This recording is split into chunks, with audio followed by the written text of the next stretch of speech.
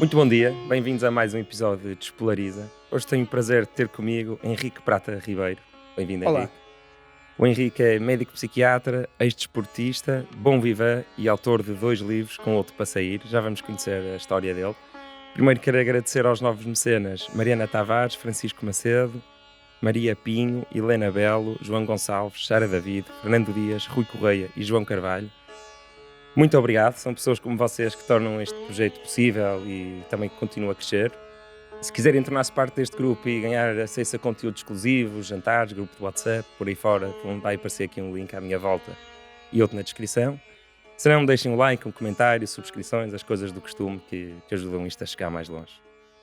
Até um grande Henrique, veio-te aqui ao como é? Porto fazer um jantar, um almoço de amigos. Exatamente, exatamente. Isto já estava marcado, marcado não, Aceito. previsto há muito tempo, exatamente, já tínhamos combinado há muito tempo e nunca acontecia. Pronto, foi desta vez. Pois é. Aproveitamos o Natal. Olha, eu sei que tu já ouviste Despolariza, então sabes que isto começa com a lotaria genética e social, porque nós somos muito um resultado Certo. dessas duas lotarias.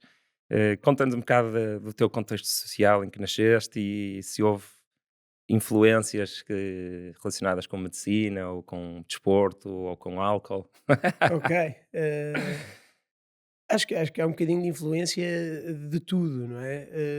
Então, lotaria social, diria que cresci assim numa família de classe média alta, vá, e tive a sorte de ter sempre muito acesso à cultura. E uma casa, e tu estavas a falar de copos, mas tive uma casa sempre muito aberta a receber pessoas e a receber pessoas em ambiente, não digo de festa, mas em ambiente de jantares, de discussões políticas, culturais, o que fosse.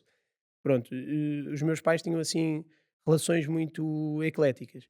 E, portanto, nesse sentido, essa lotaria social acho que foi fantástica.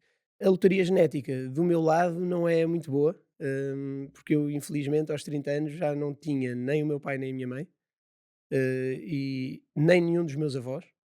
hum, e, portanto, do lado da lotaria genética, diria que estou em desvantagem face à média, mas diria que, no geral, ou naquilo que acabou por se tornar a minha vida, a influência foi muito positiva, porque tive sempre um ambiente muito estável em casa, tive sempre acesso a tudo o que era necessário. Falaste de desporto, o meu pai foi recordista nacional de natação, foi sempre considerada uma prioridade para nós o treino e sermos regrados e perseguirmos objetivos. Portanto, acho que sim, acho que no geral a minha lotaria, apesar de geneticamente ser bastante desfavorável, foi favorável, criou um contexto bom. Sempre quiseste ir para a medicina ou foi mais tarde? E a mente, sempre foste curioso sobre o funcionamento da mente? Sabes que é estranho, porque eu quis ser médico desde miúdo até talvez ali ao oitavo ano. Nessa altura achei que queria ir para direito. Hum, e quase orientei a minha vida para ir para humanidades, mas depois decidi, não, vou para ciências porque isto não é bem definitivo, quero decidir mais tarde. E no secundário nem pensava assim tanto em ir para a medicina, mas quando eu jogava rugby, não é? E estava na seleção nacional, e quando tenho a hipótese, porque tivemos estatuto de alta competição, atingimos lá os objetivos das tabelas do Instituto de Desporto, e quando vem a hipótese, eu fico a ponderar. E a minha mãe queria que eu fosse para direito, o meu pai que eu fosse para economia, e eu disse: mas eu sempre tive aqui uma curiosidade pela medicina também. E na altura os meus 2 pais disseram: "Não vais para a medicina, acho que não vais ter muito jeito". E aquilo de certa forma foi um desafio. E e depois, para além disso, tinha a questão, o que acabou por fazer com que eu fosse mesmo, foi: eu tenho aqui a oportunidade de ir agora, e posso ir e não gostar. E eu em economia, em direito, entro em qualquer ano que eu queira. Mas medicina só tenho esta oportunidade e, portanto, eu posso ir e se não gostar, depois saio e mudo de curso, também não era um drama perder um ano na minha vida, pronto. Uhum. E foi assim. E acabei por ir andando nas coisas. Eu acho que o que me levou para a psiquiatria depois não é tanto a curiosidade pelo cérebro em si, hum, é mais uma falta que eu fui sentindo ao longo do curso de medicina das ciências humanas e de literatura que não fosse a literatura científica. Eu acho que o curso de medicina é muito feito e os alunos são convencidos de que têm de estar constantemente a ler literatura só científica. E isso tem afastado os médicos das outras áreas da vida e dentro das especialidades todas, a psiquiatria era a que melhor conciliava isto. E portanto acho que essa foi a verdadeira influência. Ok, então foi a tua vontade de se calhar da tua vida ser um bocadinho menos científica e ter um bocadinho mais do equilíbrio humano ou humanista ou do contacto, não é? Sim, sim, e nem é que não fosse científica. A psiquiatria, felizmente, é uma especialidade altamente científica e é uma especialidade que tem uma margem de progressão brutal. Nós cada vez mais vamos sabendo mais acerca do cérebro e dos mecanismos, e hoje em dia, com novos fármacos a aparecer na investigação. Portanto, é uma área em desenvolvimento e muito científica, mas que depois tem uma ponte grande com a filosofia, tem uma ponte grande com o contacto humano. Há uma parte da psiquiatria, da relação médico-doente, que faz a consulta. E isso é muito importante. Pois, imagina quem vai para a medicina geral familiar, que também já tive aqui alguns convidados, muitas vezes também é porque querem isso, querem conhecer famílias, querem conhecer Portugal, querem conhecer os Os médicos de problemas. medicina geral e familiar são os médicos mais importantes de um sistema de saúde. Porque se tu pensares nisto, eles são o ponto de contacto de toda a gente com o sistema de saúde e que depois fazem a triagem para as especialidades quando é necessário. E, portanto, eles acabam por ser os médicos que tratam não só as doenças crónicas da maior parte dos doentes, mas que trabalham muito na prevenção. E um bom médico de família depois consegue identificar atempadamente os doentes que têm de ser enviados para as especialidades. Isto é muito importante. Os médicos de família são mesmo são a base, estás a falar deles e de facto é isso. Não só têm essa relação que tu estás a falar muito humana com os doentes, como são essenciais para depois o sistema funcionar bem. Os cuidados de saúde primários bons são o que faz um sistema de saúde forte. Dentro da medicina, normalmente o pessoal parece que respeita mais o cirurgião mega XPTO robôs do que o MGF, não é? É mais sexy. É um bocado, e também é um bocadinho uma questão de números, ou seja, tens muito mais médicos de família, não é? Tens de ter muito mais médicos generalistas que depois afunilem para os especialistas o que é para os especialistas, e depois tens as séries americanas epá, que popularizaram os cirurgiões como os campeões do hospital, e pronto, e é justo, faz parte, cada área Doctor tem os House seus. O Dr. House não, o Dr. House já é mais um estilo era do mais medicina internista. interna, não É é? um internista, isso é diferente. É um Sherlock Holmes da medicina Dos interna. cirurgiões tens o Nip Tuck, os Ah, gajos que é de cirurgia plástica. da cirurgia plástica, pronto. Uhum. Esse tipo de fantasia com a profissão. E foste. Já ouvi aqui uma história que gostava que contasses, que é de quando ainda eras interno, te aperceberes que havia a informação. Havia informação importante que era difícil encontrar de forma clara e toda no mesmo sítio.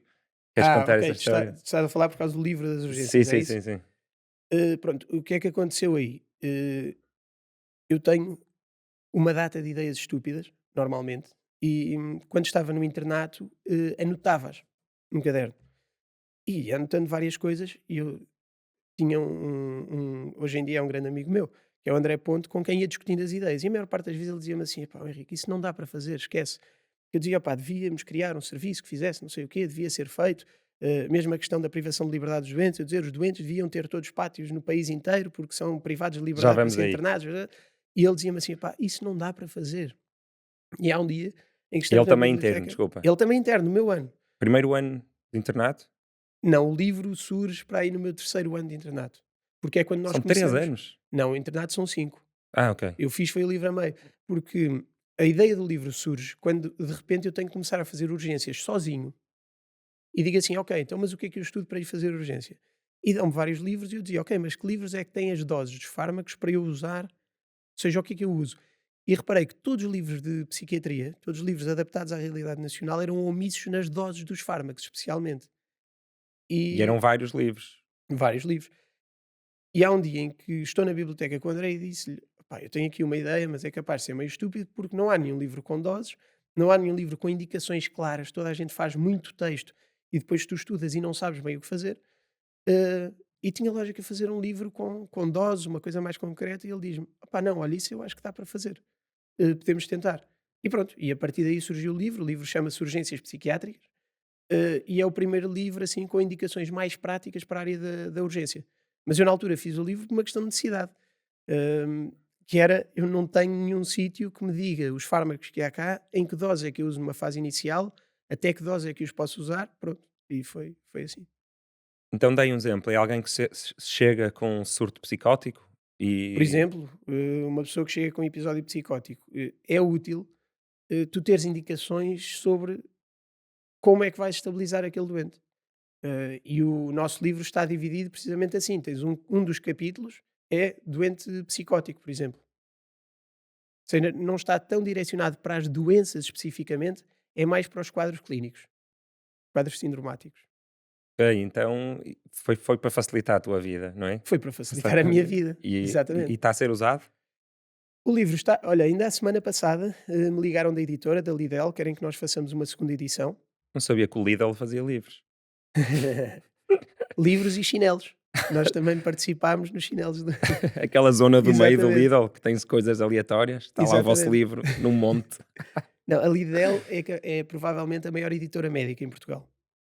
E agora devemos fazer uma segunda edição do livro, já adaptada à CID-11, à nova classificação de doenças que saiu e à nova lei de saúde mental.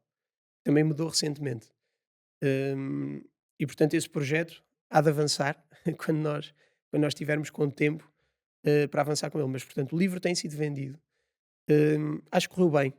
Ultrapassou quer as nossas expectativas, quer as expectativas da editora quando aceitou fazer um livro com 2 internos a coordenar, que é uma coisa na altura, quando nós quisemos coordenar o livro sendo 2 internos, a maior parte das pessoas disse-nos: "Não há nenhuma editora que vos aceite". E portanto hoje em dia é óbvio, porque a coisa correu bem, mas na altura e isto, tu vais ver, vamos aqui falar de algumas coisas provavelmente, ao longo do meu percurso, acho que, devi sempre muito a pessoas que, estando numa posição em que podiam ter dito que não, disseram: "Pá, vamos dar uma oportunidade a este gajo. Vamos ver como é Sim, que isto corre", e isso vale muito. é o que eu estou a fazer contigo hoje. Por exemplo, E então acabaste esse internato que foi onde? Foi no Júlio de Matos, Júlio de Matos, Centro Hospitalar Psiquiátrico de Lisboa, hoje em dia, mas que é o Júlio de Matos. equivalente ao Magalhães Lemos aqui no Exatamente, Porto, não é é assim o o vosso principal. Magalhães Lemos. E depois foste para os Açores? Ou Não, não? não, não. Como é que é a história? Para os Açores ainda falta muito, que Ah, é? é, eu faço o internato no Júlio, quando acabo o internato, saio do Júlio de Matos e vou para o Beatriz Ângelo, que é o hospital onde eu estou agora.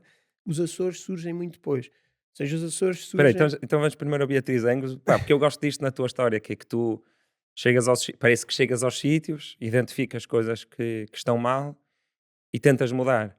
E acho que estás pronto, já fizeste isso várias vezes, como as pessoas vão ouvir nesta história, e pá, eu não gosto de dizer mal de Portugal, mas isso é meio que pouco português, porque não é por culpa da pessoa nova que chegou ter falta de ideias, é porque muitas vezes há uma estrutura dos mais velhos que oprime e que diz: não, opá, isto foi sempre feito assim, como se o ser sempre feito assim fosse um argumento Sim, sim, filosoficamente eu vi isso válido várias e vezes. forte, não Eu, é? eu diria assim: se tu queres ir a esse tipo de coisas, a maior parte delas até se passaram durante o meu internato.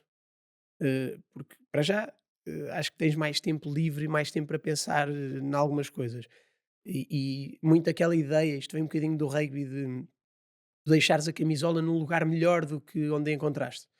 E portanto tentar mudar as coisas para melhorar ou questionar as coisas. Também tive a sorte, lá está, de durante o internato não ter tido ninguém que metesse um travão, dizer não pode fazer isto ou aquilo. Portanto, eu ia expondo as minhas ideias e diziam, então tente.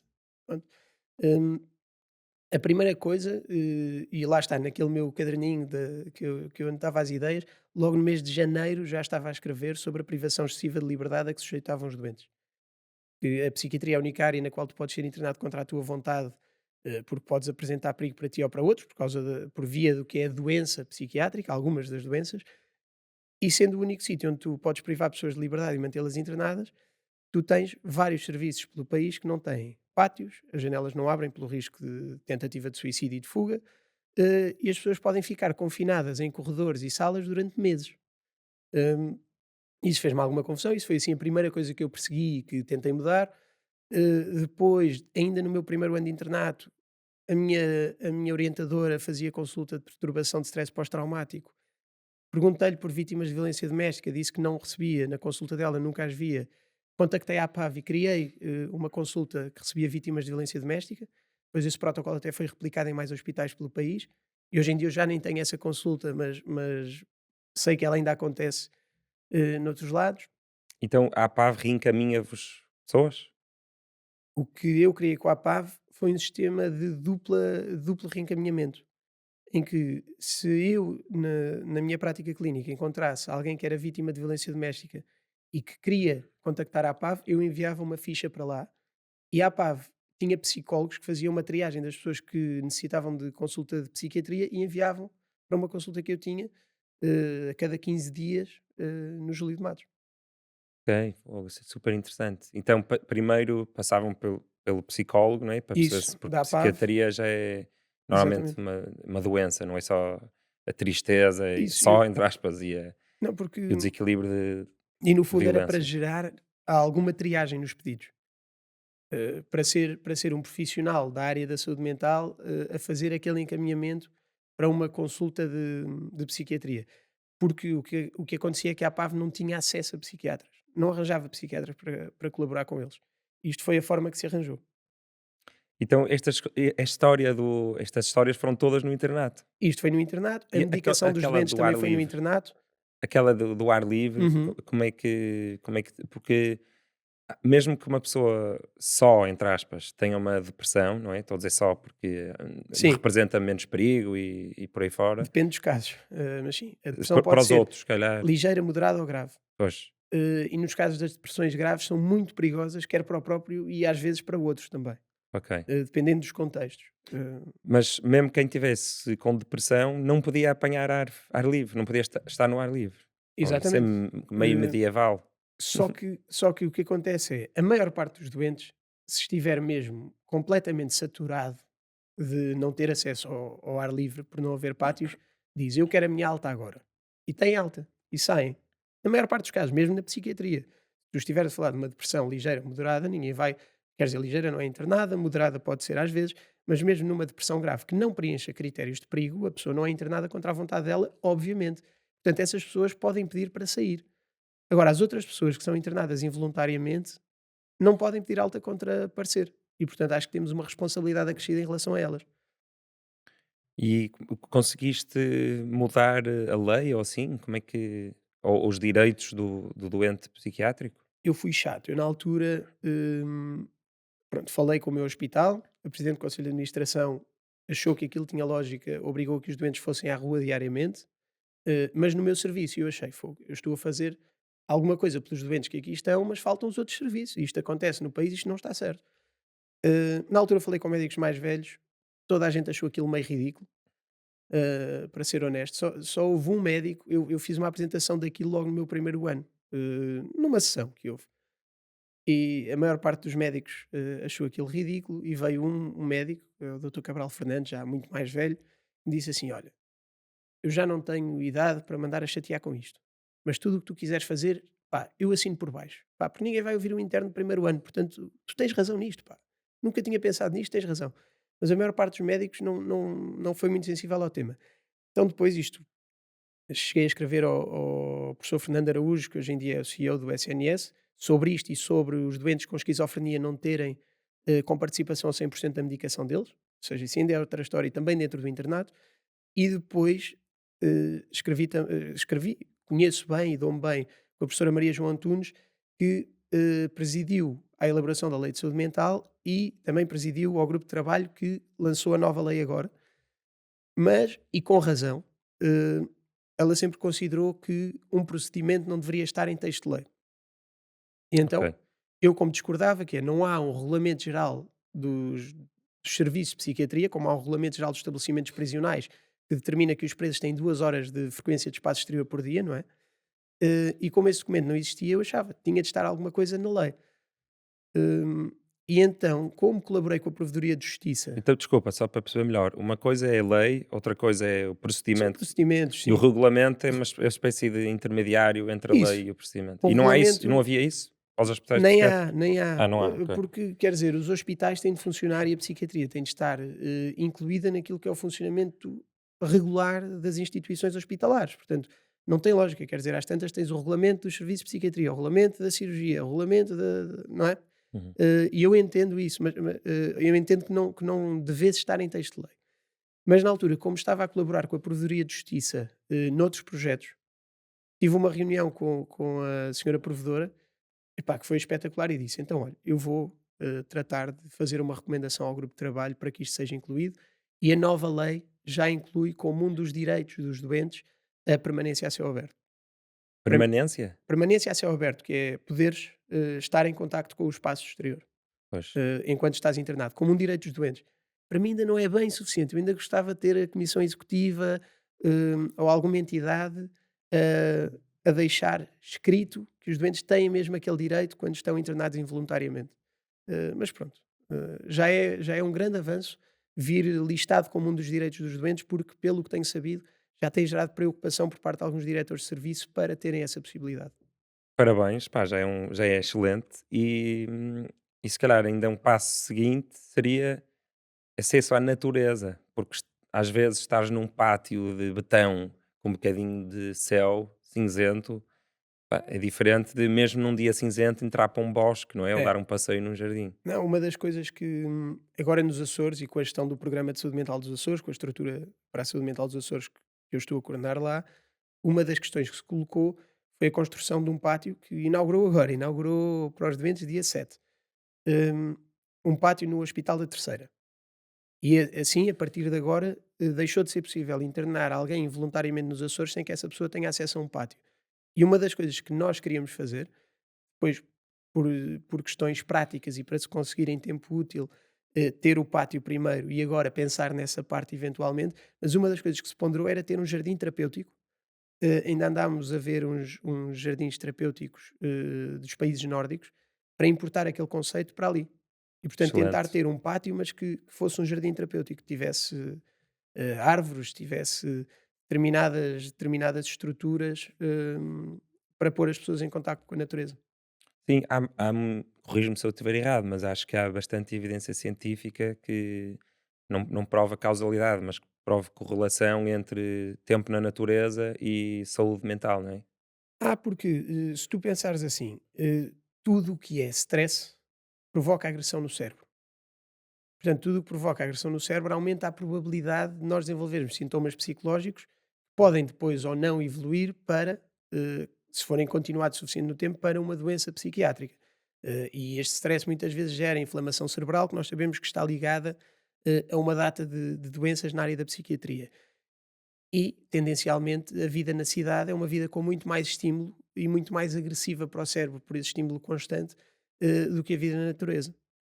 Pois, mas mesmo imagina um passeio de 20 O minutos. contacto do sol com a pele também está descrito como tendo efeito antidepressivo ou tendo efeito no humor, vamos pôr as coisas assim. Portanto, é muito importante a permanência a céu aberto. Basta pensar, nós na pandemia sofremos todos um bocadinho com isto. Não é preciso vir tudo no papel diretamente para nós percebermos que é uma questão de direitos humanos. Porque para mim aqui nem é uma questão querer ter um pátio ou querer ter os doentes no espaço exterior, nem é uma questão de psiquiatria diretamente, é uma questão de direitos humanos básicos para mim. E basta pensar, lá está. Os presos têm direito a 2 horas de permanência a céu aberto por dia. Top. Sim, na pandemia, houve algum momento na pandemia em que nem sequer podias sair para fazer desporto? Ou isso nunca chegou a acontecer? Se queres que diga, já não me lembro. Já não sei bem. Se tivesse havido, eu teria desobedecido, por isso era irrelevante para mim, mas para quem obedece. Certo. Não me lembro se sair para mas nós tínhamos recolher obrigatório a partir de certas horas, portanto não podias sair certamente a partir de certas horas para fazer desporto. Pois. Mas eu lembro, acho que para fazer desporto, por acaso, acho que sempre posso estar errado, pode ter havido ali umas semanas. Mas Isso sim, ainda apanhou o fim do meu internato. Eu acabo o internato, o finzinho do meu internato, já a preparar o exame final da especialidade, é a fazer, acho que foi o primeiro estudo ou o segundo estudo a colher dados sobre isto, fiz um estudo com olha lá está, com o André que também fez o livro comigo, com o Miguel Raimundo e com o Tiago Reis Marques, eu sobre conheço Tiago Reis Conheces Marques. o Tiago? Sim. Pronto, também participou, foi nosso senior, vá, sobre o impacto, da pandemia, não propriamente da pandemia enquanto doença diretamente, mas daquele momento, na saúde mental das pessoas.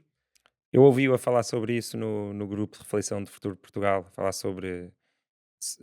numa altura em que ainda estava a falar muito da doença normal, ele estava a falar disso, que é quando isto acabar, ou já está a acontecer, Sim, sim, sim, mas já está aqui a estamos nesse acontecer uma ponto. coisa em paralelo e ninguém está a falar disto, que era esta É. onda de. E nós fizemos um estudo, o que se chama um estudo transversal, portanto avaliámos um momento, mas houve estudos longitudinais e nós vimos que houve um aumento de sintomas depressivos, ansiosos e de insónia. Vimos que as mulheres eram mais afetadas, a população mais jovem era mais afetada, os estudantes especialmente, os desempregados e as pessoas que já sofriam de doença psiquiátrica antes. Mas depois os estudos do Pedro Morgado, por exemplo, da Universidade do Minho, mostraram que era o expectável também, que é a maior parte das pessoas, apesar de tudo, recupera e não desenvolve doença psiquiátrica, a grande maioria. Agora, quando tu sujeitas uma amostra muito grande a um fator de stress, há sempre uma percentagem que não iria desenvolver doença psiquiátrica que vai desenvolver. E portanto, nós agora vamos ter de lidar nos cuidados de saúde, especialmente nos cuidados de saúde primários, lá está o que eu estava a dizer no início da importância do médico de família, e depois nos cuidados especializados, com um excedente, com um número superior ao que seria de esperar, principalmente de casos de depressão e ansiedade. Pois, eu tenho um amigo que a mãe dele nunca mais recuperou psicologicamente do Covid, nomeadamente do medo. Hum, Imagina, 24 horas por dia, medo na televisão, medo, medo, medo, né? Medo em todo lado. Acabou o Covid e ela nunca mais perdeu esse medo, sabes? Continua a viver como se tudo fosse perigoso. Isto aconteceu muito, há números sobre o impacto a longo Há prazo. estudos sobre isto. Consumir mais do que, eu não me lembro agora, não vou tirar o número para o ar, mas não me lembro qual é que era o tempo que dava de notícias. Mas nessa altura, pessoas que ficavam mais de X tempo a consumir notícias acerca da Covid eh, desenvolviam mais stress psicológico. E tem lógica. E isto acontece, quer dizer, acaba a Covid e tens a guerra na Ucrânia e agora tens o conflito Israel-Palestina, isto afeta as pessoas. E nós na consulta recebemos pessoas que dizem eu já não consigo ver mais notícias, ou seja, tem um impacto psicológico nas pessoas. Já recomendaste a alguém que tente ver menos televisão? Claro que já, Por esse motivo do, claro que já, claro que já. do medo é que vende, Porque, não é? exatamente. Há ideias e há noticiários alternativos que dizem metade tem que ser boas notícias ou 20% tem que ser boas notícias. Há um até Há aquele algumas do coisas. The Office, o Jim do The Office. Sim, Não me estou a lembrar do nome verdadeiro dele, mas as pessoas também estão não a ver sei, a também cara. não sei. Sim, Ele, durante a pandemia, pá, eu acho que aquilo foi meio genial. Ele pôs assim um lençol atrás dele com umas letras e começou a fazer um noticiário só de coisas bonitas e positivas que tinham acontecido no mundo naquela semana. Por é causa importante, disso. fala-se pouco de coisas positivas. Olha, eu costumo dizer que há poucos livros que eu dissesse assim, mudou a minha forma de olhar para alguma coisa. Mas o Factfulness, do Hans Rosling, já Uhum. leste? Opa, eu conhecia o trabalho dele, das talks e não sei o quê, e depois um Certo. amigo meu leu e durante um verão ia-me dizendo, então sinto que conheço o livro, Ok, mas não opá, li. é um livro espetacular porque Tem aquele eu, quiz, não é? sim, Que vai exatamente, contra a tua intuição, tipo, vi exatamente. isso tudo. Nós estamos enviesados para achar que o mundo está muito pior ou que está numa regressão constante, quando não é verdade. O mundo, em termos gerais, está melhor do que era há 100 anos e melhor do que era há 200 e melhor do que era há 300 e por aí fora. Talvez os últimos anos não sejam um grande exemplo, porque nos últimos anos, de facto, há indicadores que são preocupantes e que têm vindo a agravar, assim, nos últimos 15, 20 anos, mas no geral, numa perspectiva geral, o mundo está melhor. E é também um livro que, apesar de eu ter vindo parar a área das políticas públicas de saúde e da saúde pública por mero acaso, é um livro que me mostrou o impacto que tu consegues ter na vida de muita gente com medidas pequenas na área da saúde, e isso é importantíssimo. E, portanto, é um Dei um livro que mudou exemplo. mesmo. Ele dá um exemplo espetacular. Quer dizer, eu posso dar exemplos, por exemplo, de coisas que estamos a tentar fazer nos Açores, mas ele dá um exemplo que eu achei espetacular, em como tu tens de conhecer a cultura dos sítios para tomar decisões. Houve um surto, vírus qualquer, numa zona de Moçambique, se não estou em erro. E as pessoas dessa zona deslocavam-se todas para vender numa feira a 30 quilómetros, imagina, ou 20 quilómetros. E então ele mandou meter barreiras nas estradas, porque tinham de isolar aquela população para o vírus não chegar à outra aldeia ou à outra cidade. Ele manda meter barreiras, mete em controle e morreu uma data de gente. Ou seja, isto é uma medida de saúde pública, não é? Pois uma barreira, Uhum. delimitas uma zona. Só que aquele mercado era tão importante para a subsistência daquelas pessoas, elas precisavam tanto de vender naquele mercado para adquirir outros bens, para terem dinheiro para comer e para sustentarem as famílias, que morreu uma data de gente a tentar chegar por mar, a meter-se em barcos sem condições nenhumas. E ele diz: "Pá, eu fui responsável por uma medida errada." Próprio Hans? O próprio Hans Rosling. Ah, eu achei que era uma história que ele contava de outras pessoas. Não, Não, não, foi não. ele. Eu penso que foi ele mesmo. Ok. E isso é outra coisa de que se fala pouco na área da medicina. As pessoas falam pouco de erro médico. Hum, E se falasse mais, pelo menos entre médicos, não é? Se falasse mais de erro médico, acho que se poderia prevenir mais erros que são naturais. Em todas as áreas tu tens erros que vão ser replicados, não é? À medida que as pessoas chegam aos sítios, vão aprendendo com a experiência e acho que é uma área da qual se fala pouco. Os médicos têm muito pudor em falar sobre erros. Sim, olha, eu tenho um irmão que é médico geral, médico de família, e outro que é psiquiatra, e vários primos médicos, não é? E há, há medo também de errar, muitas vezes, e às vezes até de ir contra a própria intuição e fazer o que está escrito nas guidelines, porque tu não queres ter, não é? Não queres arruinar a tua vida e da tua família, e tens medo de cometer às vezes erros médicos, então acho que também o erro médico às vezes também pode ser uma opressão. Não, é porque como é uma coisa que não é falada, ninguém quer ter a sensação de que errou, mas é inevitável. As pessoas vão, ao longo de um percurso profissional, tu vais ter erros. E quanto mais nós conseguirmos reduzir, e por isso é que há tanta pressão, e os médicos estudam tanto e se atualizam tanto para errarem o menos possível. hum, mas se as pessoas falarem do erro e se estiverem disponíveis para expor alguns erros, principalmente médicos mais velhos, dizer assim, pá, fiz isto mal, com atenção. Acho que é muito importante. Nós tínhamos um médico no Júlio de Matos, que é o Rui Durval, que era ótimo nisso. Pá, falava à vontade. Dizia assim: "Epá, fiz isto mal, não façam. Vão ter tendência a fazer isto, não façam." Isso é um feedback muito importante dos mais velhos que não existe muito em medicina. Não é frequente. Pois, eu acho que não deve existir em lado nenhum, porque não é fácil uma pessoa mais sénior, quer dizer, acho que depende do perfil da pessoa. Às vezes é difícil para uma pessoa mais sénior dizer: "Olha, estes foram os erros que eu cometi, Mas sabes vejam", sabes que depende muito principalmente se for como. um erro recente. Se for tipo um erro ontem e tu já és sénior, aí, não é? Uma Sim, coisa é sim. dizeres: "Ei, eu quando tinha a vossa idade cometi este Isso, erro". isso. Não, mas o meu pai dizia muito uma coisa nas obras que é, quando eu cheguei às obras, ninguém me dizia quando havia erros e coisas mal feitas, porque as pessoas, procuravam um culpado. E de repente eu tive que começar a explicar às pessoas: eu não quero um culpado, eu quero é saber o que é que está mal para ir resolver o que está mal. Opa, o culpado, as pessoas erram, tudo bem. E diz: a partir daí, quando tu desenvolves esta política de, ok, se tu errares, chama logo alguém. O que interessa é resolver o que está mal feito, não é estar a culpar aquela pessoa porque cometeu um erro. Diz, as coisas começam a andar muito melhor. E portanto, o espírito tem de ser esse, não é? Quando falamos de erro. Então, depois dos teus 5 anos a destabilizares, o país como interno, Acho que não destabilizei muito, acho que não destabilizei muito. Eu fui chato com aposto que alguns gajos. deves ter tido bastantes haters de pessoal mais velho.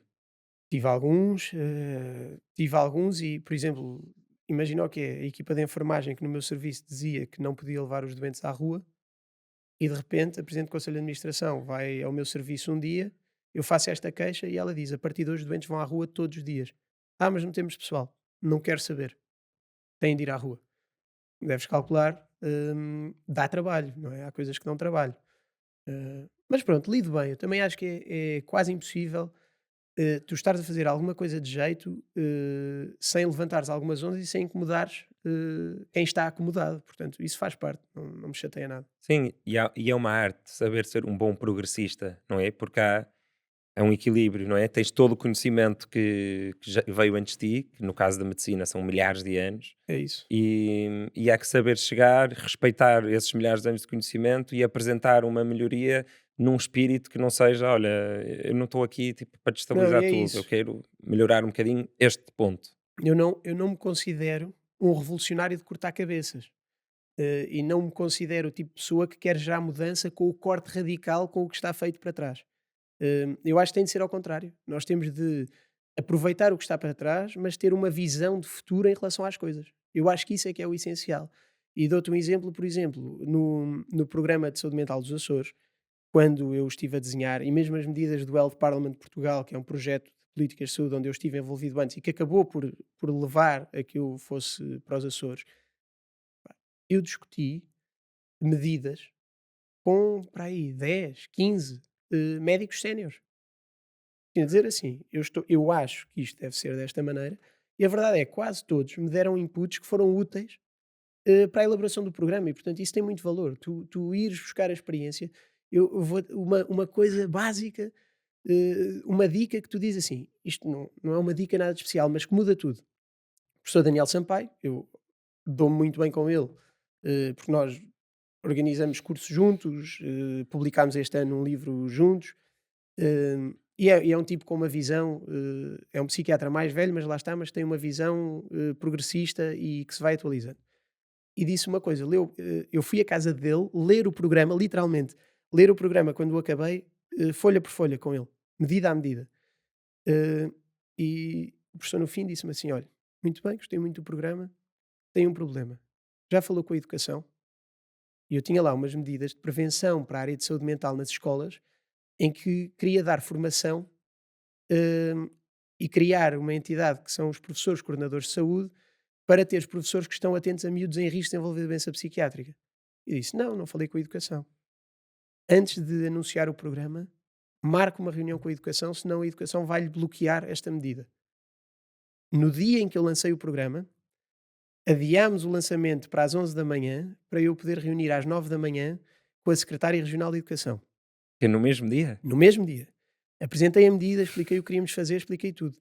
E na altura a secretária disse: olha, ainda bem que marcou esta reunião, porque eu já estava preparada para bloquear esta medida, porque não tínhamos sido consultados, portanto fez muito bem.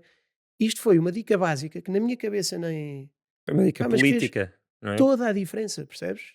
E portanto eu dou muito valor ao que está para trás e às pessoas que andam cá há mais tempo e a quem nós podemos ir buscar conhecimento. Portanto, não sou um revolucionário de andar a cortar cabeças. Entre Camus e Sartre, sou do lado do Camus. Sim, opá, isto tem tudo a ver com este projeto, porque um dos balanços que eu acho que é muito importante na vida privada e pública é precisamente este do conservador e do progressista. Em Portugal, a palavra conservador, mais do que em qualquer outro país, é meio que uma asneira, é um insulto, não é? Sim, sim, Tens em sim. Inglaterra metade do país a votar num partido que é o Conservative Party, e depois tens em Portugal a palavra conservador, parece que é um insulto. Mas acho que pronto, é preciso desconstruir um bocado a palavra porque é muito importante falar deste equilíbrio, não é? Porque tu também tens, tal como tens de saber ser um bom progressista, também tens de saber ser um bom conservador, não é?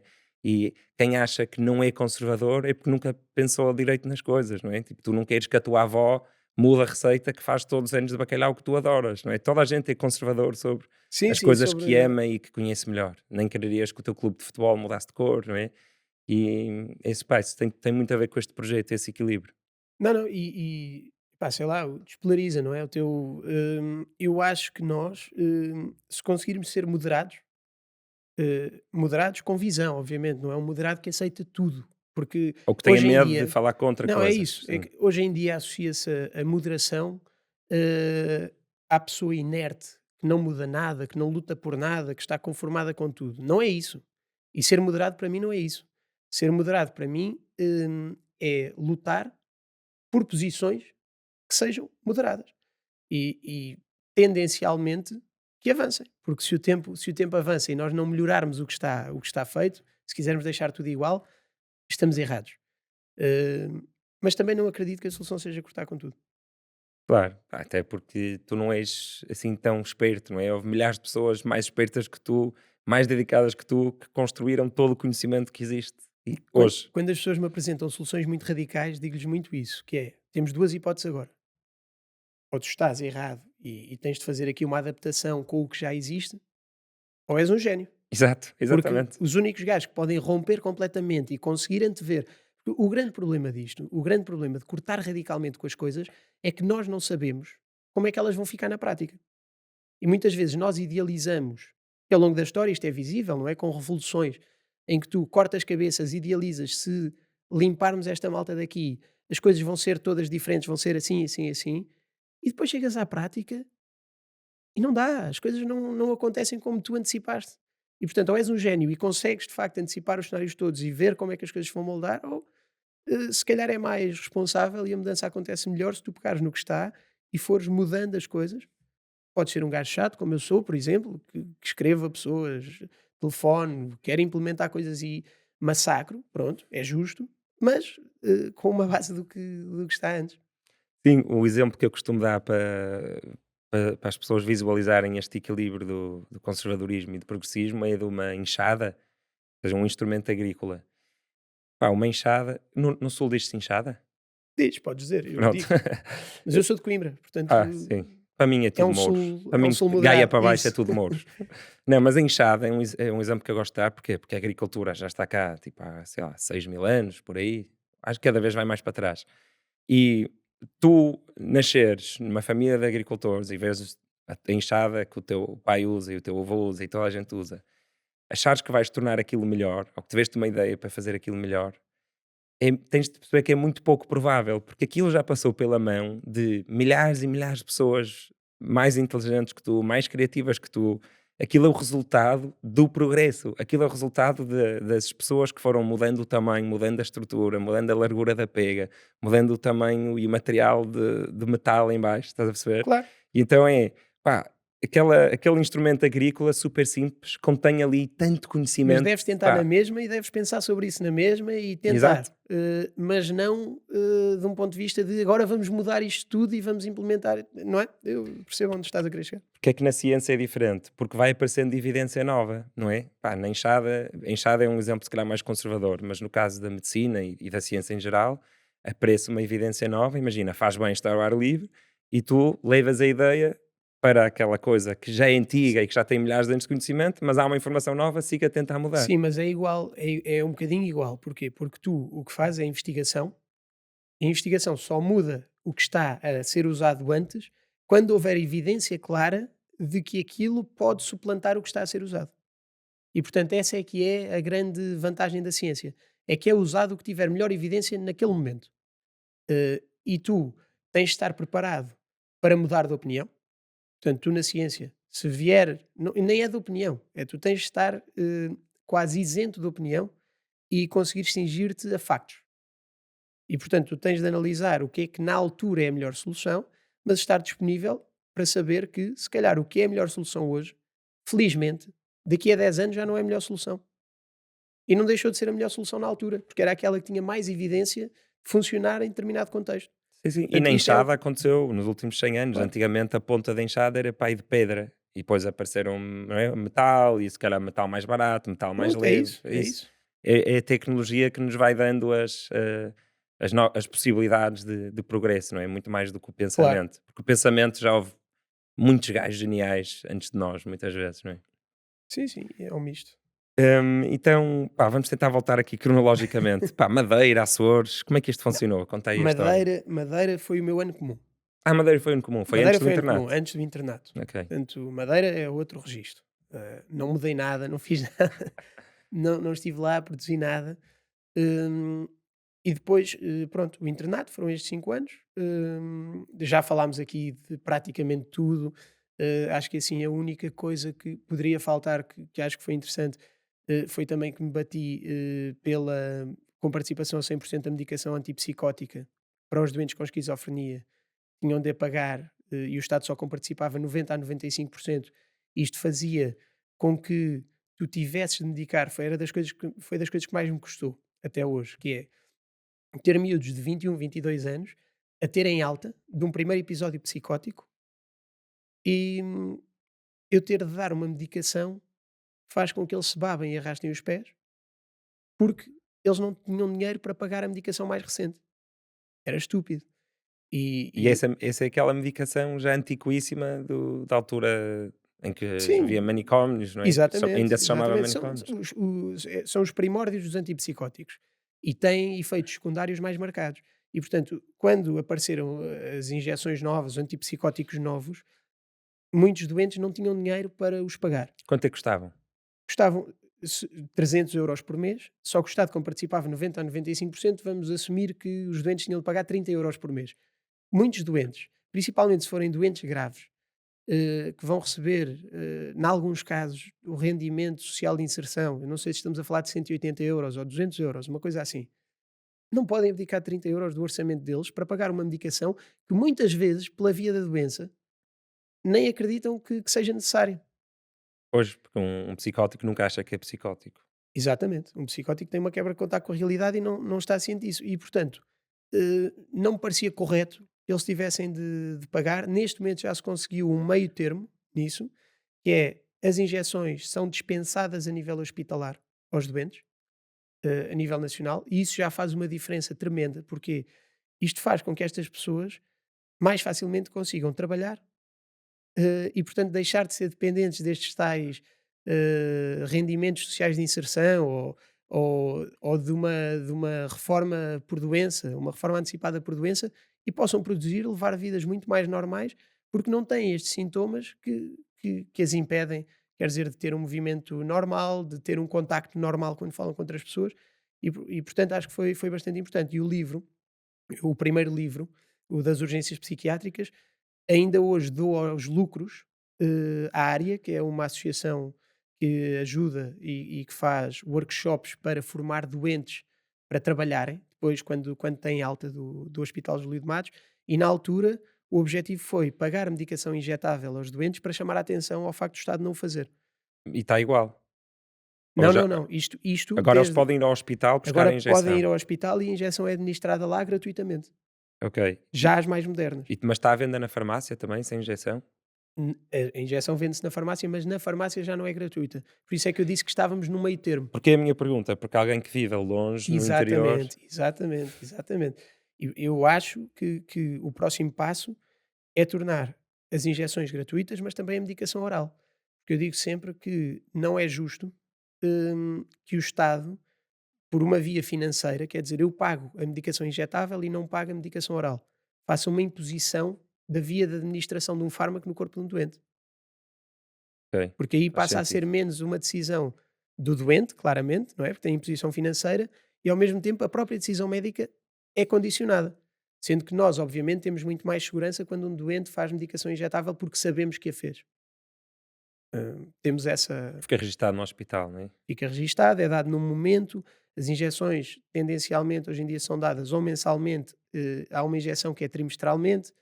Portanto, ficamos com garantia que durante aquele período aquele doente está medicado. Portanto, tem esse conforto para o médico. Mas eu também acho que não devemos ser paternalistas, totalmente paternalistas, e devemos tentar trazer o doente eh, para o centro da decisão terapêutica. E, portanto, muitas vezes, a não ser em determinados casos em que o médico tem mesmo de dizer: olha, temos mesmo de ir para a medicação injetável, dar a escolher ao doente.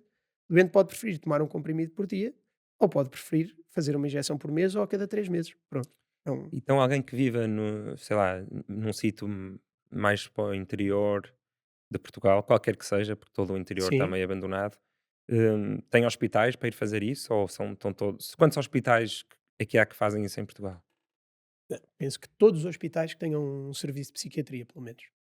Ok, que E são quase portanto todos. está sim, sim, sim. Ok. Portanto estará minimamente coberto, mas é uma realidade haver. Eu tenho doentes que ainda hoje não fazem os injetáveis mais recentes, porque dizem que não têm dinheiro para vir uma vez por mês ao hospital, para fazer as injeções. Pois, E portanto fazem na farmácia, comunitária dos antigos ainda, porque são os que podem pagar na farmácia. qual é o princípio ativo dessas injeções? Ou o que é Depende, que fazem? tens muitos. O mais Ok. clássico das mais antigas é o haloperidol. Nunca ouviste falar do Baldol? Já. Pronto, isso é o mais clássico. Depois, nas novas, tens a paliperidona, o aripiprazol. E tens a risperidona, que já é. Ou seja, a paliperidona já é uma derivação, se quisermos chamar assim, da risperidona. Portanto, são três, mas é como se fossem duas, praticamente. E as pessoas no dia em que tomam ficam muito bem dispostas, não é? Ou não? Não, Mais, não, mais não, não tem. eufóricas? Não, não, Não? não, não, não. Nos primeiros dias aquilo não bate mais forte e depois vai diminuindo? Não, não, não, não, não. Aquilo está desenhado, e a engenharia da injeção é mesmo essa, para ter um pico, eh, plasmático ou um pico no organismo, mas que depois fica mantido para ter efeito terapêutico ao longo do tempo. E não é. Os antipsicóticos têm um efeito mais estabilizador do humor do que propriamente de ilação do humor, de aumento. Portanto, não há euforia quando vais fazer uma injeção. Ok, tinha ideia que havia, se pá, se calhar não são, se calhar não são essas injeções, mas uma injeção que era mensal e que no dia as pessoas ficavam assim mais felizes, mais bem dispostas. Se Hum, calhar é mais porque estavam a dose anterior a parar de fazer efeito e voltaram à normalidade, não? não tenho essa impressão. Se calhar é mercado negro. Exato. Mas então pronto, já acabaste todas as tuas lutas do internato? Esta era a última. Eu acho que sim, eu nem faço ideia, nem sei bem o que é que nem sei bem o que é que te mandei. Não, não, mas é isso. Para passarmos para os Açores e É para o Health isso. Parliament. Podemos, vai para onde quiseres. Siga, vai tu. É que no final do internato foste então para o Beatriz Ângelo, Beatriz pronto. Ângelo. Beatriz Ângelo, depois do Beatriz Ângelo, fiz um horário parcial, o que quer dizer, enquanto estava no Júlio de Matos também já dava aulas na Faculdade de Medicina de Lisboa, de Psiquiatria. E depois, aquilo é uma mudança quase ao mesmo tempo, mudo para o Beatriz Ângelo, fico com um horário parcial, só 25 horas por semana, para ter mais tempo para me dedicar a outras coisas. Acabo por sair da Faculdade de Medicina de Lisboa, e passar a dar aulas na Católica, que é onde dou agora. E depois acabo por começar a trabalhar também na prisão, no estabelecimento prisional de Monsanto, que é a prisão de máxima segurança do país.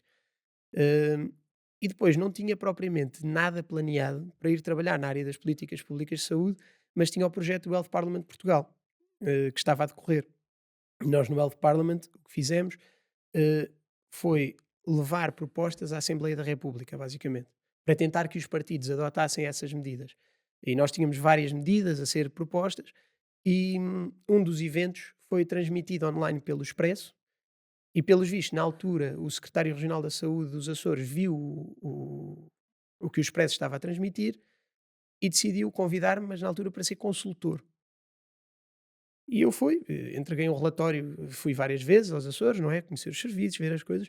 Entreguei um relatório de consultoria, e depois um dia ele marcou a reunião e disse-me: Olha, eu gostava de o convidar, em vez de fazer só um relatório de consultoria e dizer que temos de implementar isto e aquilo, desenha em vez disto um programa regional de saúde e venha implementá-lo com uma equipa local.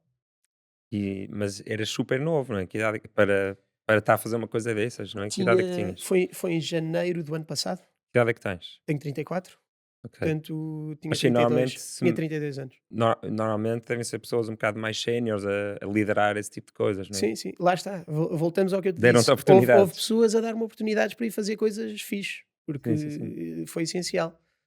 E foi mesmo a coisa de: olha, vou dar a oportunidade a um puto de vir aqui e se calhar fazer alguma coisa um bocadinho diferente do que se tem feito. E fizeste lá certas coisas que estás a tentar trazer para Portugal continental? Ou que está a ser replicado? Neste momento já não é possível internar alguém voluntariamente nos Açores que não tenha um pátio, por exemplo, para ir. Gostava de, de ver isso implementado cá. Não, mas basicamente encontrei ali várias dificuldades, maioritariamente recursos humanos, e portanto um rácio de psiquiatras abaixo do que gostaríamos, muito poucos pedopsiquiatras e muito poucas horas de pedopsiquiatria a ser dadas à região. Encontrei felizmente uns cuidados de saúde primários fortes, ou seja, os centros de saúde lá funcionam bem, e têm uma cobertura bastante superior à do continente. E portanto também trabalhámos com isso, mas então ao longo do ano o que se foi tentando fazer foi, em primeiro lugar, dar formação aos profissionais que lá estão, e especialmente aos médicos de família, que ainda por cima foram super interessados. E, por exemplo, o curso que organizei com o professor Daniel Sampaio, graças à Dioscope, que é a empresa que promove o curso, eles deixaram-me oferecer o curso a todos os médicos dos Açores. Eu disse-lhes: eu não posso estar a promover um curso e depois ser o coordenador de uma estrutura para a saúde mental de uma zona e estar a impingir um curso feito por mim àqueles médicos. E eles disseram: ok, oferecemos o curso a todos os médicos dos Açores. E portanto isso foi ótimo, permitiu que vários médicos dos Açores fizessem um curso de 30 horas de psiquiatria, e isso teve muita importância. Mas Damos médicos não psiquiatras também? médicos não psiquiatras, especialmente esses. Ok. Houve alguns internos de psiquiatria de lá que também aproveitaram e fizeram o curso, mas especialmente para os médicos de família. Porquê? Quem vai tratar a maior parte das doenças psiquiátricas são os médicos de família. Sem Vão dúvida. tratar os doentes com perturbações ligeiras e moderadas. e depois os doentes mais graves é que são enviados para os cuidados especializados. E, portanto, se os médicos de família tiverem o conhecimento e o à vontade, porque mais do que o conhecimento, porque às vezes é assim, tu tens formação em determinada área, conheces, sabes como é que funciona, depois dizes assim, epá, mas vou usar este antidepressivo até esta dose, será que posso ou mandar psiquiatria? E basicamente este curso funciona muito para dar informação, explicar como é que identificas e como é que tratas as doenças, mas mais do que isso, para os médicos de família atuarem com confiança. E, portanto, isto foi uma das coisas que se fez, mas demos formação a médicos de família, a enfermeiros, a psicólogos, tivemos pedopsiquiatras a ir dar formação também. eh, Criámos o pátio, criámos uma sala de emergência no Hospital da Horta para estabilizar doentes e enviar outros serviços. Fizemos um curso de eletroconvulsivoterapia. Sabes o que é? É terapia de choque? Isso, terapia de choque. Eh, É tipo, os leigos como eu dizem assim. pronto, que foi muito diabolizada em Hollywood, porque antigamente se fazia sem anestesia, mas que é feito com anestesia geral e que é um tratamento life-saving para alguns doentes e o tratamento mais eficaz para o tratamento a tratar várias doenças psiquiátricas, Já entre as se quais a percebe como é que depressão. funciona? Ou é só uma espécie de reset ao computador e que costuma funcionar, mas não sabes muito bem? Não, percebes como é que funciona, é óbvio que não se percebe completamente como funciona. Tu não consegues, neste momento, ainda dizer todos os mecanismos, mas isto é válido também para os antidepressivos. Tu sabes que atuam em determinados neurotransmissores, mas sabes que não é por atuar só naquele neurotransmissor que as pessoas se curam de uma depressão, por exemplo. É. É por uma data de ações que vão culminar na redução de sintomas e depois na cura da pessoa. O cérebro é a coisa mais complexa que conhecemos no cosmos, por Mas isso. há coisas muito observáveis de eletroconvulsivoterapia, como por exemplo, tu tens atrofia de determinadas áreas cerebrais quando estás deprimido, especialmente quando as pessoas estão muito deprimidas, têm atrofia de determinadas áreas e com a eletroconvulsivoterapia essas áreas voltam a crescer. Mas Também, atrofia mesmo física do fisicamente, tamanho? Não fisicamente, é da consegues ver. atividade Não, não, não, não, elétrica? não, consegues ver como se fosse um músculo quase. Também criámos, na mesma linha, ou seja, o curso de eletroconvulsivoterapia e um curso para a administração de ketamina, no Hospital de São Miguel. Eh, Pá, sei lá, foram várias medidas. Depois tivemos a sorte de ter um player privado. Aqui é que eu acho que houve mesmo inovação no que se fez lá, que é, trouxemos um player privado que quis financiar medidas a fundo perdido. Foi a FLAD, a Fundação Luso-Americana para o Desenvolvimento. E pá, isso permitiu-nos, por exemplo, no último mês e meio, a partir deste domingo, a lista de espera para consultas de psiquiatria em São Miguel passa a ser de 0 doentes. E há um mês e meio era de 1000 e poucos. Mil e poucos? 1000 e poucos. E isto, por exemplo, isto são medidas que geram impacto real na vida das pessoas. Porquê? Tu tens uma dificuldade de acesso. Tens pessoas, a lista de espera estava em 2 anos e meio em São Miguel. Tens uma Exagero. lista de espera de 2 anos e meio. E, portanto, aquelas pessoas, o risco de, se não forem tratadas e tiverem uma depressão grave, o risco de serem vítimas de suicídio aumenta brutalmente. O risco de estarem psicóticas e fazerem mal a elas próprias ou a alguém aumenta. Eh, a produtividade das pessoas no trabalho, quer dizer, Sim, tudo o que possa custo imaginar. societal, custo para a O- família, o custo Exatamente, para a o custo a todos os comunidade. níveis é gigante. E nós, com o apoio da FLAD, num mês e meio, conseguimos levar psiquiatras que foram sábados e domingos, porque nem havia gabinetes disponíveis para fazerem isto no hospital durante a semana, mas arranjámos psiquiatras para irem sábados e domingos limpar a lista de espera. E porque é que tu depois podes-me dizer assim, mas esses psiquiatras não ficam lá e portanto a lista vai continuar a acumular. Só que o que é que acontece? Tu agora já tens mais de 60 médicos de família que fizeram um curso de 30 horas de psiquiatria e criámos critérios de referenciação muito específicos para os médicos de família referenciarem para as consultas de psiquiatria. Também se criou triagem no serviço de psiquiatria para as consultas que aceita ou que devolve aos cuidados de saúde primários.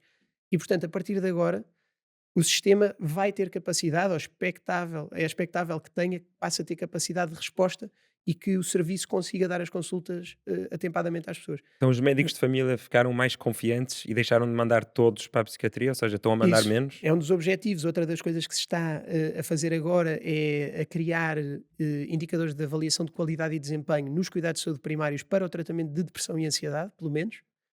E isto para quê? Para incentivar os médicos de família a quererem tratar os doentes. E no futuro isto ainda não está a acontecer, mas a ideia é que no futuro até possam receber extra cumprindo estes indicadores de avaliação de qualidade e desempenho para a área da psiquiatria, para o tratamento de depressão e ansiedade. E, Pô, portanto, vão ter mais interesse gradualmente em trabalhar com aquilo. isso é Ah, super interessante, pá, e parece-me mesmo um caminho importante que se tem de fazer aqui também no continente, onde as listas de espera também são assustadoras. sim, sim. Falaste aí de ketamina ou ketamina, Claro, claro. claro. Hum, Está na moda. Pois, não, é isso, vamos jogar ao pessoas a atacar ideias que normalmente defendem. Ah, ok, ok. E pronto, é uma rubrica que aqui nos despolariza, onde no espírito de mostrarmos que as nossas posições são tão fortes quanto a nossa capacidade de argumentar o outro lado, não é? Fazer um steel man. Ok. Hum, eu tenho-te como ligeiramente hesitante em relação a terapias com psicadélicos, então queria-te ouvir Mas não, mas não. Não, já vais ter a oportunidade de Ok, explicar ok. tudo. Mas pronto, primeiro que gostaria que fizesse um steel man, não é? Ou Um seja, Stillman, ou seja, falares vou dar dos argumentos. benefícios da terapia com psicadélicos e da esperança toda, e depois abrimos o livro para a conversa normal. Então, os benefícios da terapia com psicadélicos, ou seja, estou em spin agora, é isto? Sim, Estou em spin. Benefício da terapia com psicadélicos é básica. Nós na psiquiatria temos há 30 anos o mesmo tipo de fármacos que atuam nos mesmos receptores e isto é a primeira grande revolução moderna que está a haver na área, que são vários fármacos que atuam de outras formas e que aumentam a plasticidade cerebral. E, portanto, este aumento da plasticidade vai-te permitir tratares as doenças, vai-te permitir ter as pessoas mais disponíveis para fazer psicoterapia, que é usada muitas vezes concomitantemente ou como adjuvante destas terapias e temos resultados, quer dizer, nós se pegarmos na ketamina, neste momento já temos estudos de não inferioridade em relação à eletroconvulsivoterapia para a depressão e a eletroconvulsivoterapia é o tratamento mais eficaz para a depressão e portanto a ketamina já mostrou não inferioridade. Se pegarmos na psilocibina, já temos estudos que mostram que tem efeito antidepressivo claro. E, portanto, nós podemos argumentar isto. O MDMA tem estudos recentes, deve estar prestes a ser aprovado nos Estados Unidos o uso do MDMA para a PTSD, porque tem resultado, tem evidência clara. Quanto ao spin é que eu vou aqui agora? tá bom, foi bom, foi muito bom. Não tenho de defender microdosing. É que também Não, podia ir defender microdosing, mas tem tão pouca não. evidência de funcionar que não quis ir Não, lá. mas não era suposto fazeres teatro, existe mesmo essa Tudo o que eu evidência. disse existe mesmo. Ah, ok. Tudo o que eu disse existe mesmo. Aliás, tu estás a falar comigo e eu acabei de dizer que uma das coisas que eu Sim, fiz nos faz a Açores ketamina, sim. foi um curso para se passar a poder fazer ketamina lá. Sim, sim. Não, eu sou psilocibina, como o meu irmão, como tu sabes, faz investigação Sim, nisso e já esteve nessa cadeira a explicar certo. tudo. Estou a par dos desenvolvimentos, mas MDMA e assim não sabia que havia esse tipo de Sim. evidência já. Eu acho que são fármacos que têm um potencial brutal, mas há um risco na forma como nós comunicamos em relação a eles. E há um risco, especialmente se tu, em vez de cingires à área científica, estiveres a atuar mais como um fanboy daquilo poder dar resultado. Eu tenho a convicção de que virão fármacos muito úteis à psiquiatria de lá. A ketamina já tem evidência provada, é usada off-label, portanto, é usada sem ter indicação formal para ser usada, mas sabemos que tem bons resultados. A cetamina já está aprovado, é um fármaco que em vez de ser dado de forma intravenosa é por inalação, mas já está aprovado, já existe como fármaco no mercado, portanto já é acessível, embora nós ainda não tenhamos, o Infarmed ainda não tenha aprovado e estabelecido uma comparticipação, etc. Mas já é acessível. Nos outros países da Europa, na maior parte, já é acessível aos doentes diretamente. Cá em Portugal já é acessível mediante determinados pedidos e autorizações, e portanto isso já existe. E depois a psilocibina está a fazer o seu caminho, quer dizer, fala-se muito do microdosing, não é? Microdosing tem mostrado uma evidência muito fraca. Pois eu acho que microdosing é É, que é mesmo moda, é, é, não é? é. Não há nenhum francês em Lisboa que não esteja a fazer microdosing hoje em dia. Vais às festas na praia e está tudo em microdosing. Mas o microdosing tem muito pouca evidência. Há evidência de efeito antidepressivo para doses altas. Eu não quero estar em erro, eu acho que o estudo com mais evidência fala a partir dos Mas 25 miligramas de psilocibina. terapia assistida, não é Não, só tomarem, a não é? grande questão aqui é esta, que é o que é terapia assistida? E também é preciso definir o que é que nós estamos a fazer quando falamos da terapia assistida. Porque o que é, tu dizes terapia assistida por ketamina, por exemplo. Ok, mas quem é que faz a terapia? E qual é o tipo de terapia que estamos a usar? É igual em todo lado? São terapeutas com formações diferentes? Já me falaram de sítios onde quem faz a terapia nem sequer tem formação de psicoterapeuta. Então, que tipo de terapia é que estamos a falar? E Mas lá sabemos está, que, se calhar não precisa, se mas calhar sabemos que o próprio fármaco tem efeito antidepressivo. E agora, para mim, uma das grandes questões, e eu até gostava de ver um estudo que comparasse isso, nós sabemos que a psicoterapia funciona. Se tu disseres assim, eu vou fazer terapia assistida por antidepressivos, tu tens melhor resultado do que só com antidepressivo. Isto é básico. Uhum. Eu tenho muitos doentes medicados com antidepressivos para a depressão que eu recomendo que vão fazer psicoterapia, certo? Sim, mas por isso Mas é não que chamo terapia assistida por antidepressivos. Eu acho que também há aqui um lado comercial, tenta ser sexy na forma como expõe a coisa, quando na verdade nós sabemos que a molécula em si tem efeito antidepressivo. sim, sim, sim, mas por isso é que nos estudos, pelo menos que o grupo do meu irmão está a fazer lá no Imperial College, eles falam de. O nome dos papers é sempre For Treatment Resistant Depression ou For Treatment Resistant Não, mas isso é Anorexia. porque. Sim, sim, sim. Ou Mas seja, isso é já estão a porque. pegar em pessoas que já experimentaram Sim, tudo o resto, mas não é? isso é o que está a ser. Isso é a forma como está a ser estudado. Ou seja, está a ser usado, a ser estudado não para uma primeira linha, mas para a depressão resistente. Uhum, Tal como nós, por exemplo, a eletroconvulsivoterapia, como é mais invasiva, pode ser usada como primeira linha em casos específicos, obviamente, mas não vou entrar aqui em detalhes.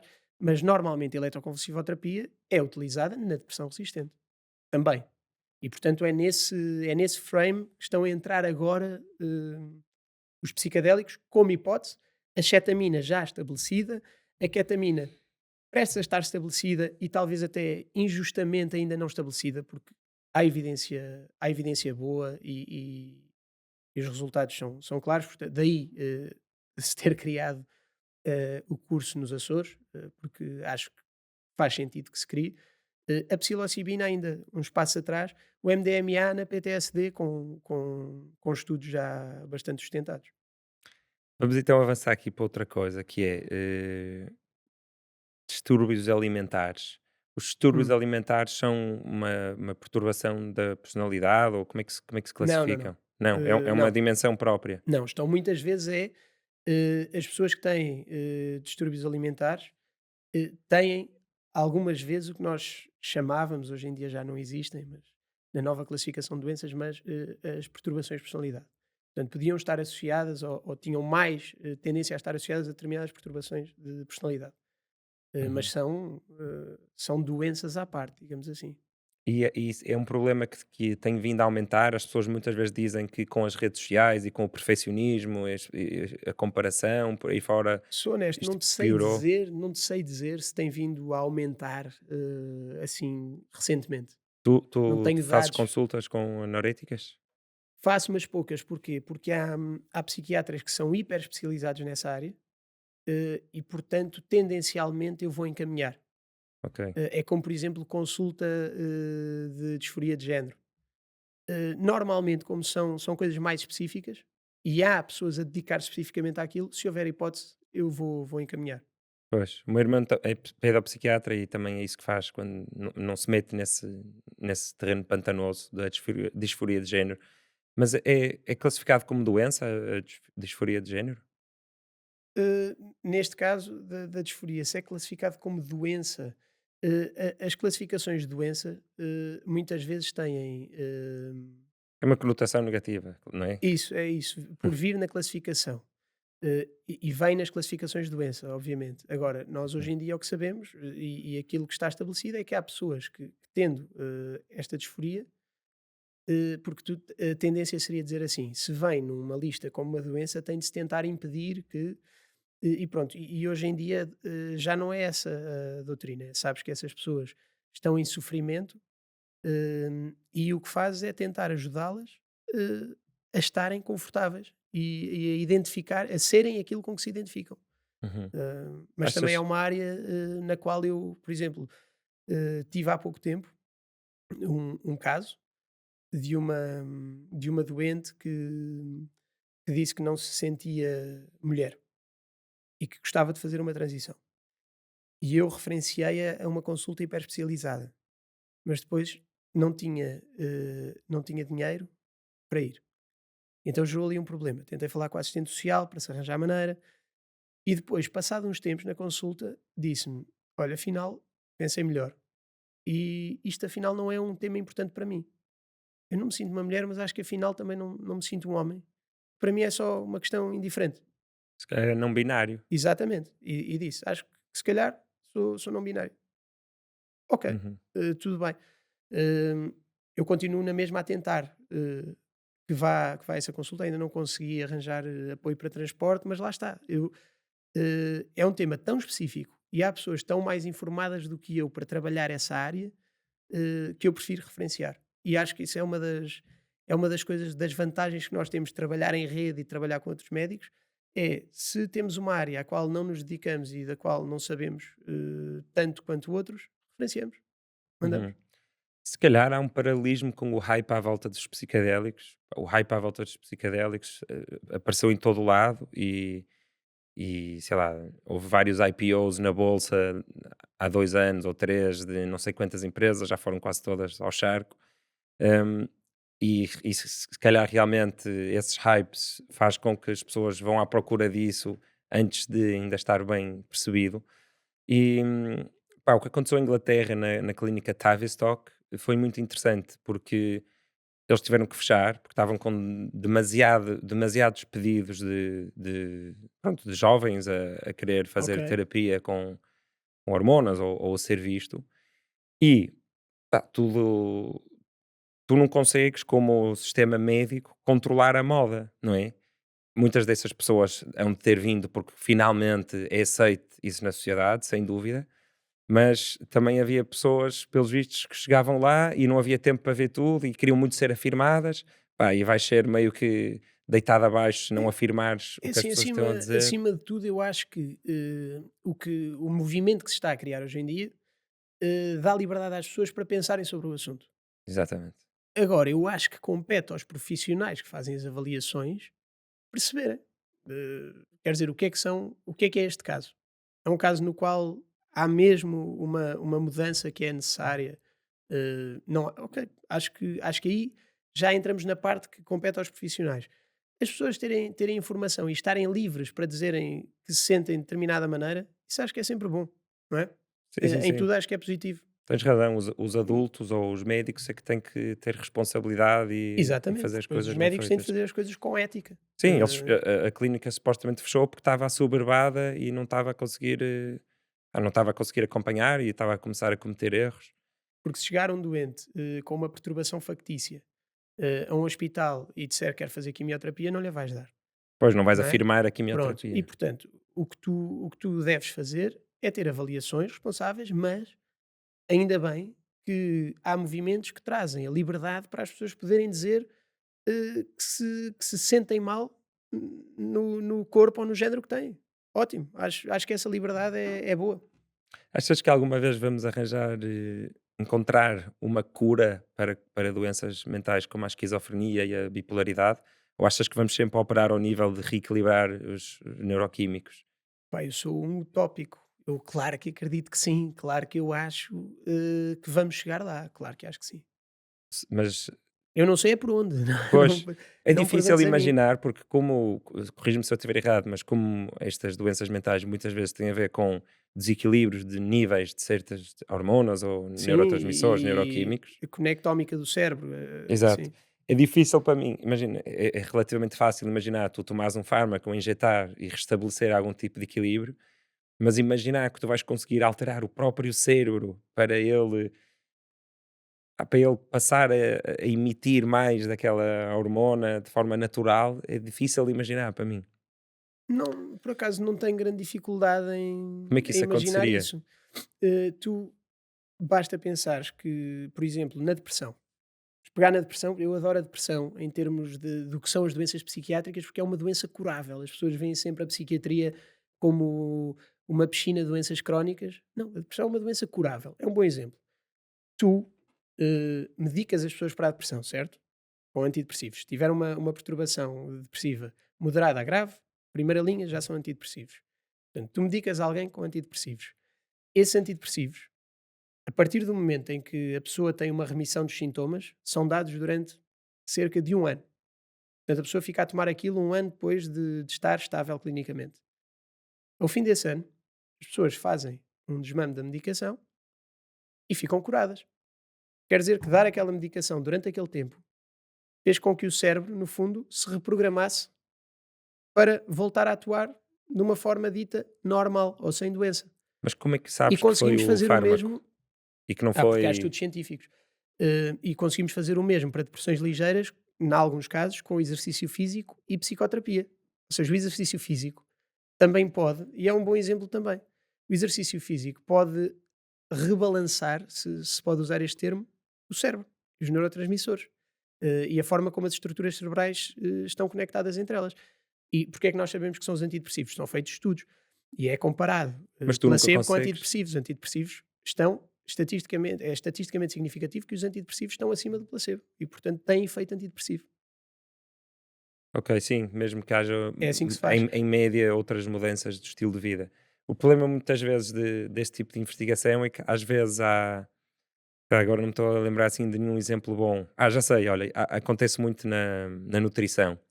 Que Às é vezes tu tu, mudas uma dieta e o facto da pessoa ter mudado a dieta faz com que ela também ganhe um novo claro, tipo de disciplina, porque está-se a ter que controlar com a comida, que faça com que durma melhor e faça mais desporto e por aí fora, e tu, como cientista, não consegues controlar todas as dimensões da vida, mas não é bem então o parece que caso. foi a dieta que melhorou, não é? Não, mas não é bem o caso, porque, por exemplo, nós sabemos que as pessoas, normalmente, ao fim de 2 semanas a tomar um SSRI, são os antidepressivos mais básicos que nós damos de primeira linha, sertralina Sertralina. é um deles.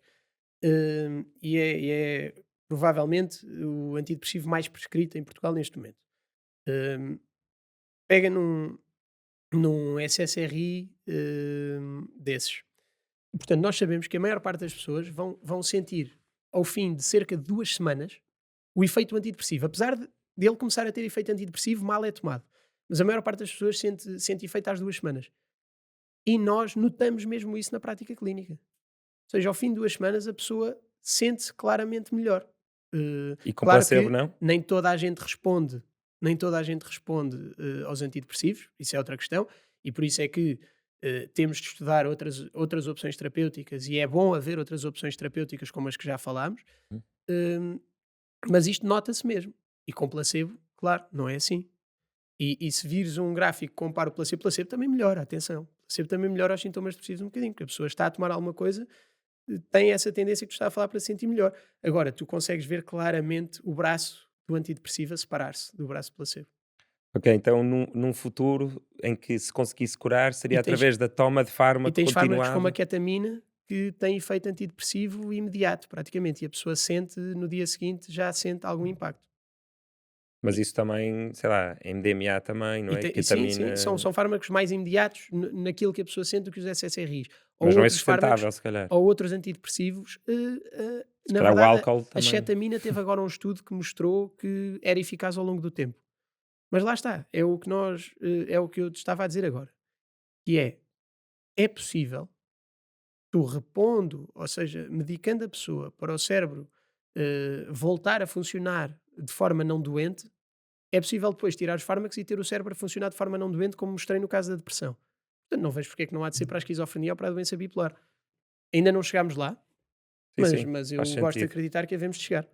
Sim, sim, algo que muda a estrutura do cérebro de forma irreversível, se não irreversível, pelo menos durante bastante tempo, E não é? pode ser farmacológica, pode ser não farmacológica, pode ser cirúrgica até, ou através de estimulação transcraniana, ou até, Sim, quer dizer, sim, eu não sim. te sei dizer qual é que vai ser o caminho, mas eu tenho de acreditar nele. Eu também. É, Hum, inteligência artificial na psiquiatria, achas que já está a ajudar? Achas que ainda vai ajudar muito? Sei lá, lembrei-me no outro dia de a inteligência artificial vai chegar a um ponto em que acho que se calhar vai conseguir só pelos olhos das pessoas e o comportamento a ser filmado identificar doenças mentais, ou achas que não? acho que sim. É Eh, impressionante. Só expressões faciais e assim. Há uma eh, expressão facial esquizofrénica, ou uns olhos, não não, achas? é O olhar ou há uma tendência para que se pestaneje menos vezes. Ah, Ou seja, isso é uma das coisas que é avaliada em vários estudos. E estudos que já são antigos, porque há 2 estudos que eu gosto, que são de quando eu estava no internato e que me fizeram perceber que isto ia acontecer. Que, é um estudo que identificou biótipos e que, portanto, com base, em determinadas características físicas, conseguia antecipar quem é que ia ter, dentro da esquizofrenia, doença bipolar e perturbação esquizoafetiva, quem é que ia ter doença grave, eh, e doença não grave. mas quais eram as variáveis que ele estava a ler? Ele lia, o movimento, lia o pestanejar, lia a mímica facial, já não me Ou lembro seja, bem das só métricas vídeo, daquilo, só com vídeo. e a forma do corpo, enfim, Incrível. tinha uma data de parâmetros e aquilo conseguia antecipar com alguma precisão quem é que ia ter uma progressão de doença grave e não grave.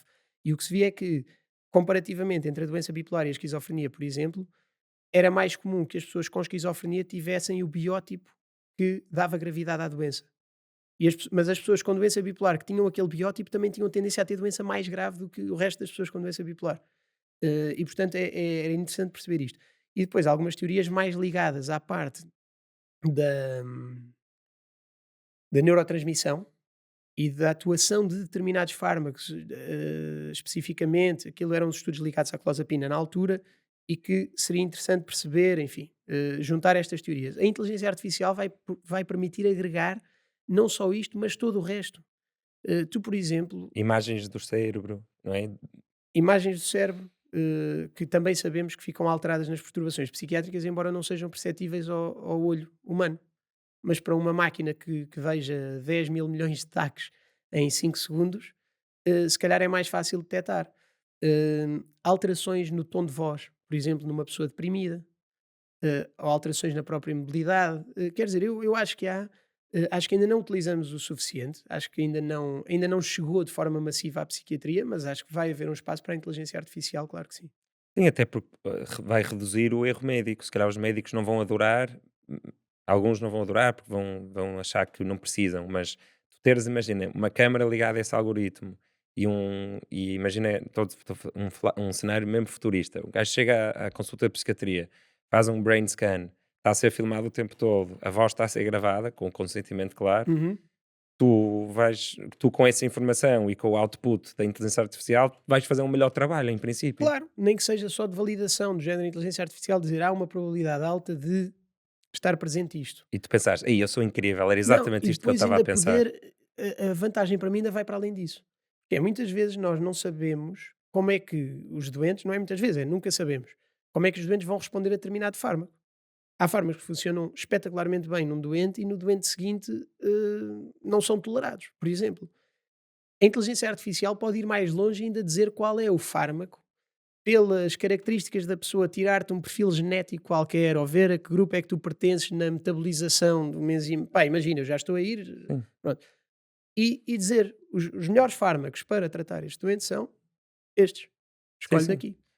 O machine learning faz tudo, quase tudo, sem perceber o que está a fazer, não é? Muitas vezes tem só a ver com ter tantos números para tantas coisas e Mas isto, por dizer-te o que é exemplo, que costuma funcionar. da avaliação do facies, da avaliação do pestanejo, isso tudo, no meu hospital já há um médico, que é o Miguel Constante, que está a trabalhar com engenheiros do técnico e a desenvolver ciência nessa área. Para já ainda é só para publicação, mas pronto, espero que um dia venha a ser utilizado. Top. Pá, temos de entrar aqui para o último tema que temos de ir, mas é um tema muito interessante e acho que nos vai tocar a muitos mais de nós do que nós pensamos, que é o Alzheimer. Porque eu tenho lido e para mim faz todo sentido que com o aumento da esperança média de vida e com o avanço da tecnologia na criação de transplantes de órgãos feitos em laboratório através do teu material genético, não é? Através de células terminais, por aí fora, Certo? que vai acontecer a certa altura todos os nossos órgãos, ou quase todos, serem substituíveis e o último vai ser o cérebro, ou o que vai ficar para trás por ser o mais Hum, complexo. E que então vai haver uma fase em que 100% das pessoas, ou uma geração, vai que se andar a calhar vai ser a substituir, nossa, vai ao mecânico. não, vai ser Alzheimer, vamos todos Ah, sofrer de Alzheimer, sim, vamos todos depois morrer com Alzheimer porque o corpo vai Alzheimer ou outro sobreviver. tipo de demência, ou seja, Sim, está a falar de demências no geral. sim, sim, demências no geral. É meio assustador.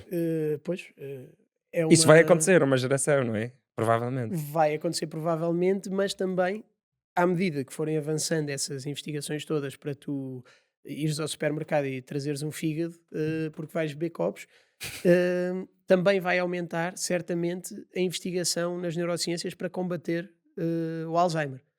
E Sim, sim. portanto, se calhar não vais poder substituir o cérebro como substituis um fígado ou um rim, mas se calhar vais poder tomar um medicamento que te permite ficar até aos 250 anos com um cérebro saudável. Espero Não que sei, sim. portanto eu acho que o avanço aí, as demências vão ser, um problema muito grande agora, são o próximo grande problema. E, por exemplo, no programa dos Açores, foi uma coisa que eu deixei propositadamente, omissa, porque acho que não pode ser só a área da saúde mental a tentar desenhar o que se vai passar lá. Tem de se trazer a segurança social, tem de se trazer o máximo de players possíveis, porque vai ser mesmo, um problema, dos próximos já é, mas dos próximos 10 a 20 anos, se não vier, algum fármaco revolucionário, se não houver alguma coisa que mude o paradigma, vai ser absolutamente problemático e vamos ter uma população envelhecida, vamos ter uma população, doente, mas viva e a precisar que cuidem dela. Porque se tu fores estando doente com hipertensão, diabetes, perdes qualidade de vida, o país gasta dinheiro para te manter vivo, mas tu estás minimamente capaz de cuidar de ti, se tu estiveres com uma demência, provavelmente tens de estar num lar, numa instituição que seja cara, porque se gastam muitos recursos para teres alguém a cuidar de ti o tempo todo. E portanto, os próximos anos acho que vão ser os mais críticos. Depois a partir daí tenho esperança que alguém descubra alguma coisa que permita que as pessoas vivam mais e com mais qualidade. Sim, e até que ponto é um problema que vai para além apenas do aumento da esperança média de vida? Ou seja, achas que nós temos alguns comportamentos ou um estilo de vida propício ao Alzheimer? Há formas de evitar o Alzheimer? Há ciência Claro sobre que há isso? formas de evitar o Alzheimer Para e além de, pronto, fazer desporto e por aí isso, fora, mas sei lá, exercícios de cafeína. memória, exercícios, ginásio para a mente, para evitar Alzheimer, existe? Sim, mas, é sabido que as pessoas com doutoramento, por exemplo, têm menor risco de desenvolver demência do que as outras pessoas. Mas E isso não, para mim não me faz muito sentido. Tá, tens 80 anos, fizeste o doutoramento há 60 e já não nem é te isso. lembras Eu direito. acho que Há uma depois este correlação. este estudo pode ter algum enviesamento, porque se calhar as pessoas que se doutoraram vão dar aulas para a faculdade, têm de se atualizar Pronto. constantemente e estão até aos 70 anos a ler papers e depois saem e continuam a ir dar conferências e palestras, ou seja, eu acho que deve haver um viés, nisto, mas isto é sabido. E depois o consumo de cafeína é neuroprotetor, hum, exercício físico regular e depois alimentação saudável, evitar drogas, álcool, tudo o que sabemos. No fundo, a prevenção em psiquiatria é muito básica. Costumo dizer que são 3 pilares, que é a alimentação saudável, o exercício físico regular e o sono, hã, regularizado também. Estás a escrever, ainda afinal vais falar mais de uma coisa. Estás a escrever um livro Pois, sobre insónias. não é sobre insónias, Então, é um livro para as pessoas poderem tratar a insónia em casa sem recurso a fármacos. E porquê? Porque este livro a área da insónia é a única área na psiquiatria na qual, independentemente da gravidade da insónia e do tempo que está instalada, etc., tem uma primeira linha não farmacológica. Portanto, qualquer que seja a gravidade, o tempo de duração, a primeira linha de tratamento é não farmacológica. É a terapia cognitivo-comportamental para a insónia. Pronto. Nós, em Portugal, não temos muitos psicólogos, ou não é acessível no SNS, hum, a terapia cognitivo-comportamental para a insónia.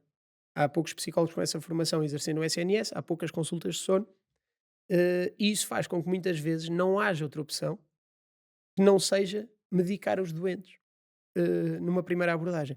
E portanto a ideia deste livro é dar a informação sobre o que é o sono, sobre o que é a insónia, mas depois deixar as técnicas da terapia cognitivo-comportamental, não propriamente fazer terapia cognitivo-comportamental, não é? Mas ter as técnicas da terapia cognitivo-comportamental disponíveis para as pessoas as fazerem em casa para tentarem curar a insónia.